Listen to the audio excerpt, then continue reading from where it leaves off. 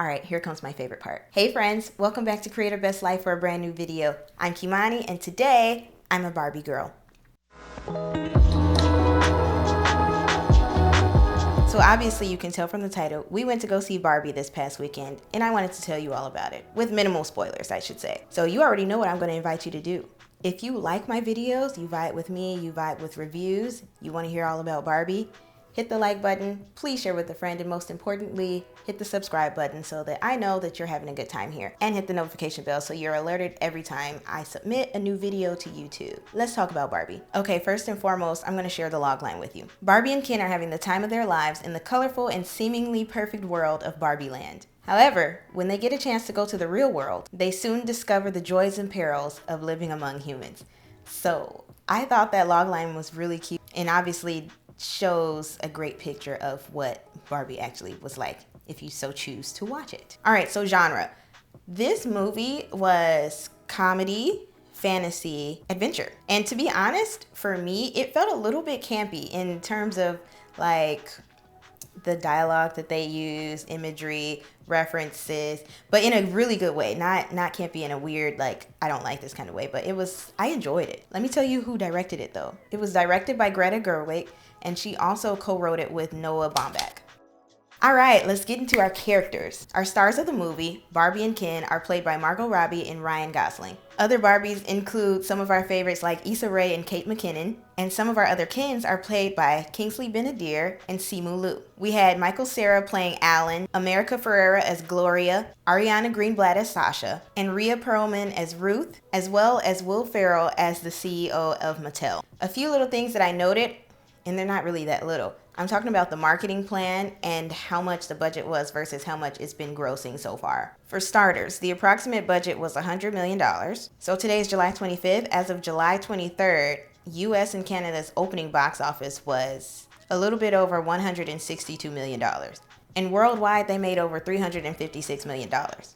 So that should show you a little bit of how much of a craze this Barbie movie has created. Now, one thing that I really have to hit on is that this is the biggest hit and highest grossing movie from a female director. So Greta Gerwig has definitely reached and shattered the glass ceiling for women directors and creators and writers. So I had to point that out there. Kudos to her. You did an amazing job. My question is, because I always like to know all the details and elements that go into what made something so monumental. And I'm just wondering, was this movie such a hit because of how millennials and probably Gen X are really obsessed with nostalgia, how much we loved Barbie growing up? Well, a good chunk of us loved Barbie growing up. And then also, was it strictly the marketing plan? Or what, or it could just be that objectively it was a really great movie that was well executed. So I must say the marketing was impeccable. And the reason I say that is because they started out with, I think it was an ad a year ago, and then we saw a few pictures of Margot and Ryan in costume on the set. So that got us really excited. And then they came out with the pop-up bars, which I went to. You can see clips up here somewhere. And that was so much fun. It really brought a lot of nostalgia. And it was just a great event to spend with friends or family if that's what you choose to do. Or you could go alone because it's still a vibe regardless. You get food, they have photo booths, and you can still have a great time. Next, they targeted specific stores. So I was reading a little bit about their marketing plan and how some of it was just stores and brands jumping on the Barbie bandwagon, which is kind of perfect, but they also obviously spent time on their marketing plan. But the fact that it's such a craze, but other brands and stores were like, hey, we see this is going to be a big deal. Let's hop on this now so that we can capitalize on it as well. Win-win. Some of the stores included Forever 21, Target, Macy's, Hot Topic, you name it. They're selling bags, they're selling t-shirts, they're selling headbands, they're selling jeans, you name it. More Barbies are coming out as we speak. It is a phenomenon that continues to grow. Then in Malibu, there was a Barbie dream house that unveiled that you can rent via Airbnb. So they're hitting Airbnb now too. They also have a cruise that takes off in Boston, as well as selling a pink Xbox that is Barbie themed. So I think that they just did a phenomenal job marketing this movie, marketing their products. Kudos to WB and Mattel. They did their thing. I'm thoroughly impressed, and I will definitely use this as a case study. And I think that every single filmmaker or person that has a brand should use this movie as a case study on how to market properly, because this is just insane. Like, it's almost cult like how crazy everyone has jumped on the Barbie train, and I love it. I used to love Barbies. Mind you, I hardly ever got white Barbies because it's important for representation to have dolls and imagery that look like you. So all my Barbies were black. I had Venus and Serena. I had black Barbies. I had Christy. I think I had one or two white Barbies. But the fact that my family was really intentional about finding Barbies that looked like me was super important. And then when Bratz came out, obviously that was a huge thing. But specifically for Barbie, that was beautiful that I got to enjoy that and feel represented. All right, so my thoughts on the movie are as follows. Overall, I thought that Margot and Ryan did a phenomenal job. I think that they really hit the nail on the head with bringing their characters to life. And it's giving me all the feelings that I felt while watching the old animated Barbie movies, like Barbie on Swan Lake, or Barbie, whatever, like she was on horses. She was like raising horses and racing them. It was so many movies that they had that I just loved growing up, because I am like a diehard romantic at heart. So I'm like, Barbie's falling in love. Barbie's on this adventure. It didn't matter to me. I was having a good time. So really, Margot and Robbie did an amazing job. But to be honest, the entire cast was phenomenal. It was so many heavy hitters in this movie, like I said, and I didn't even name everybody. I saw, and her name escapes me, but the actress who plays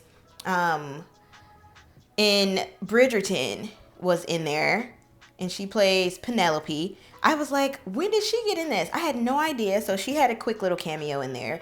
Who else was in there?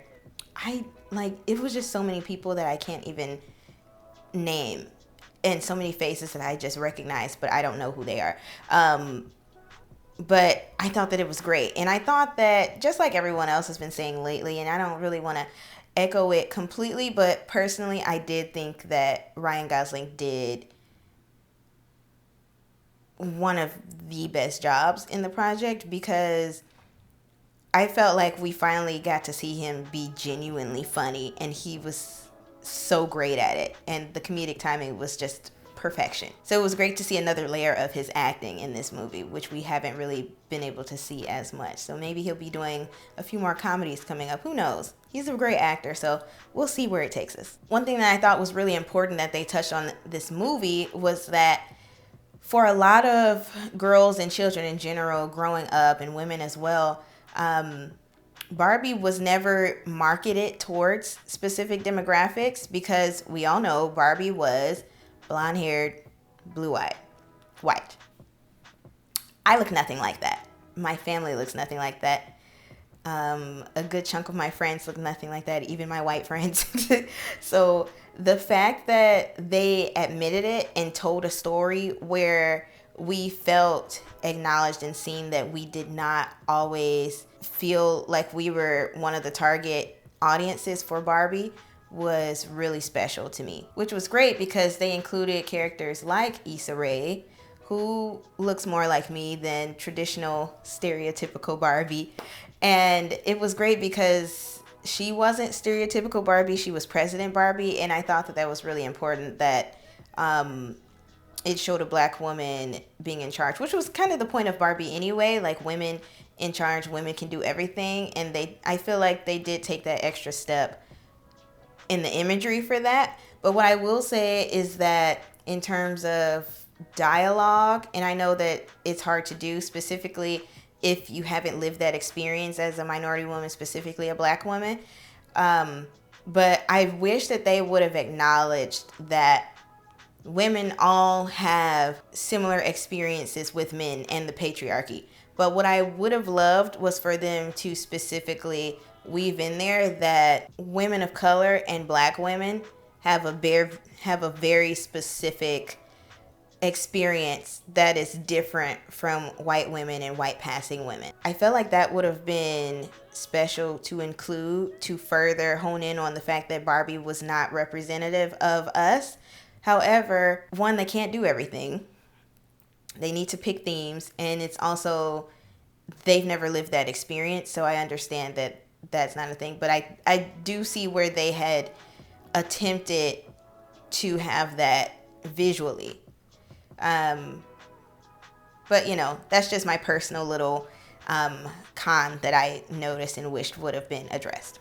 But I think that what really helped also was that they kept saying that Margot Robbie's Barbie was stereotypical Barbie, instead of them saying traditional or some other word that meant that she and what she looked like and represented was the default Barbie, and all the other Barbies, specifically everyone else in the world, is othered, which I can appreciate. In terms of sending a message, the way that they wrote and the way that America Ferrera portrayed her character and just delivered that monologue was amazing.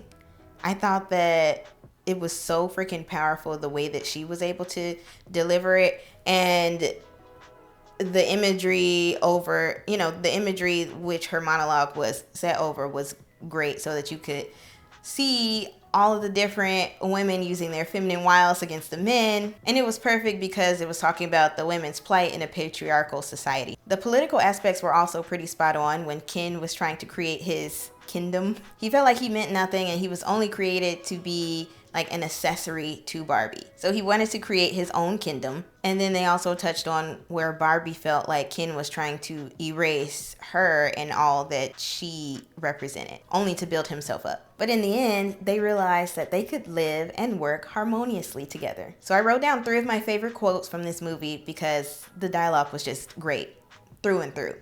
My first quote was from Ruth. She said, "Humans have only one ending. Ideas are forever.